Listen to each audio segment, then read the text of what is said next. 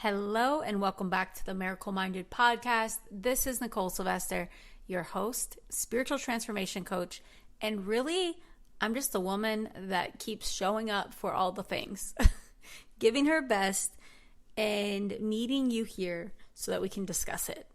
Because we are all humans on this journey and we all have a unique journey. I truly believe that our callings, our dharma, our karma, everything it's one of a kind. There might be some commonalities, like you could be saying something like, well, I'm a mom and I'm a coach and I should be doing this, and I'm a single woman and I'm this age and I should be at this place by now.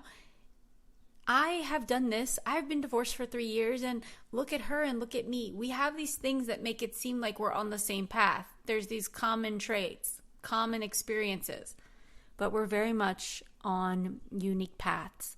And it's a really beautiful thing. And if you ever need a reminder, just look at your fingerprint and you remember there's no one else like you. There's someone that's similar. Sometimes we even have doppelgangers, which blows my mind. And have you ever had that where people send you, they're like, this person is your doppelganger. Like, this person is your twin. Someone I met in Spain or someone I met over here in, New York City. It's like random, but not random. Have you ever had that? Anyway, it's fascinating. So we have all of these similarities, but it's truly a one-of-a-kind path. And we have to remember that. And I actually take great, let's say refuge, but also relief in that, because sometimes I'm just like, why haven't I figured this out sooner? Or why did it take me this long to do this? Or why didn't I get that right before? And the reality is because I'm overcoming certain belief patterns. I'm overcoming certain ways of seeing. I'm overcoming the human I was yesterday. And that's okay. And what I want to remind you is that you are on this path and that you are on this one-of-a-kind path. And you're meant to learn the things in a one-of-a-kind way. And while there's so many things that you do share with other people, and there's so many things that can support you from others, that at the end of the day, there is this one-of-a-kind uniqueness and magnificence about you. And I want to remind you that that path doesn't look like up, up, up, and away. Everything's great. Everything's perfect. Look at you, just winning, winning, winning, winning, topped and sprinkled with more winning. It's not the way it goes. It's just not. There's seasons. There's moments. I think of anyone that starts a business, like the reason why they say entrepreneurs have so much grit is because to be an entrepreneur and to have a business that actually works, you have to basically fail, have a thing not work, and then pick it back up and say, let's go again. Do you know the amount of spiritual fortitude, the amount of resilience, the amount of mindset like you have to have there? You have to believe in something that you haven't seen work out yet. I heard Kevin Hart talking on a podcast, and he was like, the ability to keep working at a thing with 100% intensity and have it look like the same result day in and day out, that is a real grind. And it is. And it's not like I recommend that grind for your whole life, but there's going to be times in your life, whether you are on a fitness journey, a business journey, a money journey, a relationship journey, whatever that journey is, a journey to trust yourself again, that it's going to feel like you're in that grind. And it feels like a grind because it feels hard because you're not getting the reward of something being better or different yet. But the reality is that it is law, that if you continue to work at it, if you continue, not necessarily do the same thing day in, day out, because you're going to get information and you're going to be asked to reroute, you're going to be asked to reimagine, you're going to be asked to show up differently. And that's part of trusting yourself and trusting this intelligence. But you showing up with the willingness to get it, to be yourself, and to fully express yourself in new ways, and to meet the you that is free of fill in the blank behavior. You will. I remember, probably 13 years ago, 12 years ago, I was so ashamed that I could not stop drinking. And for anyone that's ever felt this before, and maybe your thing is like sugar, I've been on this path with sugar, but I've been on this path with a lot of things. Men that sucked and hurt me. I've been on this path with drugs, cocaine. I've been on this path with alcohol. I've been on this path where it's like, this thing is bringing me great suffering, but I can't give it up. And I hate that I can't give it up. Have you ever felt like that? With anything. That feeling is like a powerless feeling. And it's not fun. And what I would have liked to tell that version of me then, what I know now as someone that has a great deal of power over myself, is that if you don't give up, it's going to happen. And the faster you forgive yourself for falling into a pattern, the faster it happens. There's a moment where we love ourselves so much that we can only act in love. And now I'm not saying that to drink a glass of wine or have a margarita is not an act of love, because I get down with them sometimes. There are seasons, especially when in Mexico, where I love a good spicy margarita. And what I've realized is that in time, focusing on my brain health and focusing on healing and my body optimizing and getting my energy right, that I was like, I just can't afford not to be sober. I need to stay here present with me now. And that was just the conversation that I had to have. But in those years ago, getting over these things, and I remember continuing to think about an ex that was just a shitty situation, but I just kept obsessing, and I just realized that there was this version of me before that just needed so much grace. And I'm glad that I gave her grace. And that same obsession and part of me actually started to work in my favor. So here's where I'm going with this. It started to work in my favor because I then turned that obsession into obsessing over something working for me. Because my mind used to get obsessed with all the things that I did wrong. My mind would get obsessed with all the ways that I failed. My mind would get obsessed with all the ways that I was letting myself down. And then it's like I shifted. And the one thing that I used on my journey that I just can't recommend it enough is, for me, I've always given myself increments of time to have experiments with something. So I remember doing this back before with alcohol when I was struggling.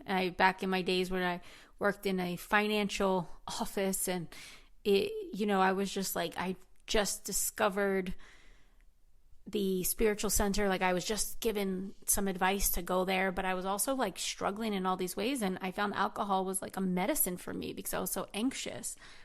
And I was in this place where it was just like, it was like this toxic relationship, but I didn't know how to give it up. And I thought, well, anything seems manageable if I could just break it down and I know there's an end date. Because the idea of giving something up forever, I don't like that for anything. I like flexibility in my life. So I was like, it doesn't work well for me. So I was like, well, let me just try this. I'm going to give myself a 30-day experiment, and I am going to tell people about it because I don't like to let other people down. Here is the interesting thing. Back then, I more so was down to let myself down than let other people down. Like, I would hate for someone else to be let down by me. I wanted to keep my word to them, but I didn't care if I kept the word to myself. I was like, it's fine, but we want this more than we care about the word to ourselves. So it's really just funny. But anyway, at that time I used periods of time, and I thought, well, if I can do this for a period of time, then I can see how it goes. So I went my first 30 days. And in those first 30 days, I got to meet a version of myself that I really needed to meet.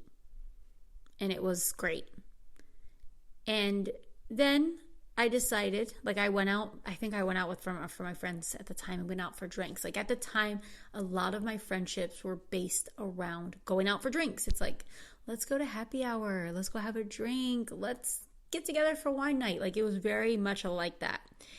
And I was like, well, damn, what do I do when I don't want to drink? And that's when I had to discover either new friends or new things to do with friends. But when I decided to give myself 60 days at the next time, I really met a different version of myself.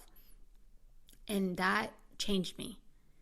So then I started to realize when I had the contrast of what it's like to have nothing, no alcohol, no wine, no vodka sodas, none of those things. And what it's like to go to dinner with people and be like, I'm good, I'll have water, I'll have iced tea, like I'm good. It was interesting. It was like a whole new world. And this might sound funny to some of you that don't drink at all or have never drank it in your life, but someone that struggled with it, it was a big deal. So in time, that experiment gave me some hope. And I thought there were times where I could not imagine my life without this. And I did it. So it gave me confidence. So then I thought, what else can I do? So then I used that same principle on other things. I remember my ex that was toxic, and we just did not mesh good together. We were like oil and vinegar, and we would always go back to each other. And then finally I was just like, I'm going to do an experiment. 30 days, no talking, 30 days of not doing this. It worked. So then later on, when I'm in my business is not working, and I am really thinking about my business 24/7. I'm daydreaming about making money 24/7. I'm thinking it's definitely going to work 24/7, but guess what? It's not working. And then when I really got honest, I thought, I'm not being very strategic. I'm not being as present with this as I could be.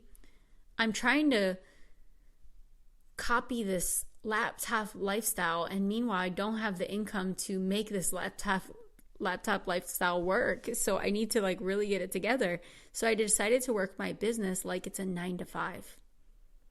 So I said, for 30 days I'm going to show up in this business and I am going to work it like it's my job, because now it is. And that means if I'm creating content, if I'm reaching out to people, if I'm creating videos, if I'm making a plan, if I'm automating emails, if I'm updating a site, if I'm creating something, I am going to work it like it's a job. And guess what happened? My business started working soon after. In all of these times, not only was I having an experiment, but I had made a commitment to being all in.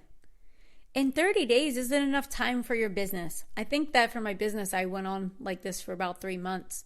And then it just became a natural way of being. And then it was over probably a 2-year span, I had to peel myself back from that. Because I put in the legwork, I built the foundation. So much was already in place that I actually was going to go further, faster, and make more money if I actually did less. And that's exactly what happened. So what I want to bring forth to you, this conversation is touching on many different subjects, but the idea of really being all in on something and just having an experiment with it. To me, the idea of an experiment is no pressure. There's no pressure. You just give something a go. You're not committed to anything for the rest of your life, because sometimes that can make a huge pressure on someone. But you're willing to go all in for a period of time because you want to experience yourself in a new capacity. So I bring this to you today to ask you, what is it that you want to get over? What is it that you want to become?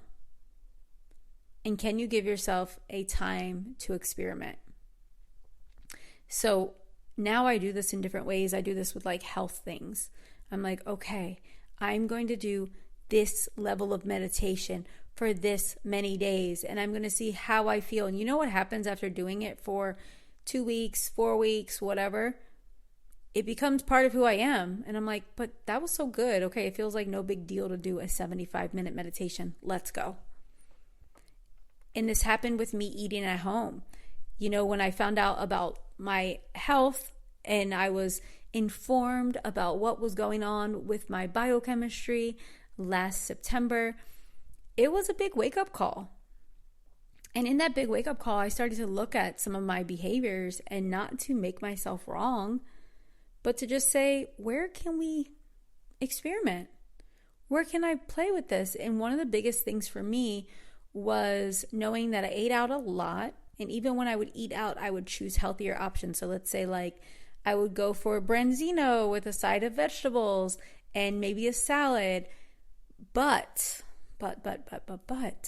when you eat out and you order a branzino, even if it's at a 5-star, kind of spot, we're not micromanaging the seasonings, the oils, all of the things that are coming into this. Is it organic? Most of it's not. Even at really high level places, they don't focus on organic. So there's so many things here. And I thought the only way for me to really take control of what I'm eating, what I'm consuming, is to be more mindful and eat at home. And so that's what I did. And I made it an experiment. I did it when I first got here. I played with it and it became a way of life. So then what happens is now I go out to these gorgeous meals at some of my favorite restaurants here in Austin. And you know what happens after I eat there? I'm always freaking bloated after. And I'm like, you know what? This is why I love to eat at home now. So it's funny, but I also love to go out and have someone just prepare for me. But we get to have experiments. So what is it that you want to play with in your life? What is it that you just want to try on? Try it on and let me know. Tell some people about it, because I'll tell you that in the beginning, while you're building the confidence in these things, when you tell someone else, it's going to drive you. It's called social accountability, but it drives you. So give it a go, give it a shot, and you'll be surprised by who you become in this. And I want to say this for anyone that feels like, this is so hard, I don't know if I can do it. You'll never know unless you try, number one. You'll be surprised at what you can do when you decide you must. That's 2. And a lot of these things were really wobbly for me when I decided. They were wobbly. But I wobbled, and then I walked with confidence. And that's how I began to believe in myself more and more and more and more and more. And, there's times where I'm trying on new things. And it's like, damn, well, I don't have the confidence in this. And then you do it, and then you start to embody more confidence because you know the terrain. You know the territory. So my friends, give something a go. Try it on. This is a way of coming home to yourself, the real you, the true you, and all that you could ever be. There's so much to you that is like a treasure, and you unlock it day by day, challenge by challenge, curiosity by curiosity, stillness by stillness. There's so much within you. And speaking of experiments, I know that some of you are ready and excited to become authors. You are here ready and willing to write a book. If you have not seen it yet, I'm doing a one-time 3-day workshop that is called Publish Your Passive Income Book in Just 30 Days. If you have not heard this already, I have published my passive income book in just 2 weeks. I have 2 clients that did it in less than 30 days, and they weren't in the workshop or anything like that. They were in my mastermind. They were in my mastermind at the time when I published my book, and at that time I was like, all right, ladies, who else wants to do this? And they did it maybe 2 months after. 2 of them, the same month, they published their books and announced the launch and had the whole launch situation happen back to back. It was really exciting. It's really beautiful. And I have seen one of my clients, I've seen her book when I'm on Amazon shopping, and I just love it. It makes me so excited. But the reason I share that with you is because we have to bring a thing from idea to true creation. We bring it from the invisible to the visible. That is our job. It exists in the idea sphere. Have you ever heard of that? The idea sphere? It's where the ideas are. This realm of creativity. I think there's another name for it. It's the noosphere. But nevertheless, what we know is this. It is our idea. It's our idea. It's our opportunity. It's our duty to bring it to life. And I have this 3-day workshop, and we are going to go over all of the things. So I'm going to talk about what it means to have a passive income book. This is not a regular book. It is a passive income book. It could be like a regular book, but I'll tell you that when you're working with this strategy, it gets to be easier. You get to do it simply, and it gets to provide great value. I will say, my book Manifest Your $10,000 month, but which, by the way, you can get it. It's on Amazon. It is doing phenomenally. It brings me clients into all of my things. People reach out to me and they're like, I just read your book. I found it on Amazon. Someone referred me and sent me your book. That book is doing what it does. But the thing is, it was so easy for me because I didn't say, well, I want to teach people how to bird watch, and now I have to learn about all these different birds. Or I want to teach people how to bake the most effortless, gluten-free, moist cake, which is something I don't know how to do. I decided to write a book on something that I am really great at, something that was one of my pain points, and that's something I wanted to bring to life. Now, the thing that I'm going to teach in this workshop that makes it special is I'm going to teach you how to be intentional about lead generation, the strategies about this passive income book. I want to teach you how you can use what you already have and get this going in less than 30 days. But I'm also going to share what I've learned in my own mistakes and $12,000 spent on publishing my last book, that you get to do it easier than you think. There's a lot of people in this industry that just want to hire, they want you to hire them and they want you to spend thousands of dollars on all these things that it just doesn't cost that much.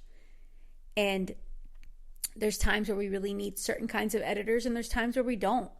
There's all kinds of different things. So I'm looking at this as, how can we get your idea out there simply, easy, make it fun, make it profitable, make it passive, and make it be a lead generation tool.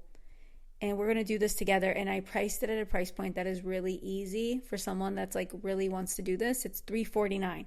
So we start on Monday. I'm going to keep it open through Wednesday, and then I'm going to close it, and it's going to be in the vault. It's going to go into the Miracle Realm as one of the bonus programs in there. And you know, even as I'm leaving this message here, I started having another idea for a passive income book myself. The ideas are limitless, but we want to do it in a really strategic way, in a way that supports you in the years to come, in a way that feels really good and aligned with who you are, what you're about, the messages that you are here to share in the world. Because here's the deal. All of us humans are medicine. We have medicine for each other, and this is an opportunity to share it. So the link is down below. If you know someone that's been talking about writing a book, that's one of their goals, but it feels overwhelming. They don't know where to start, and they're like just not in the space or even in the desire of spending thousands and thousands of books on books and writing, this is for you. So send it to them. You yourself, I'd love to see you in it. And until next time, my friends, try on this experiment. Find out who you are. You're going to meet another you inside of the container of this simple experiment. Stay miracle-minded, and I'll see you next time.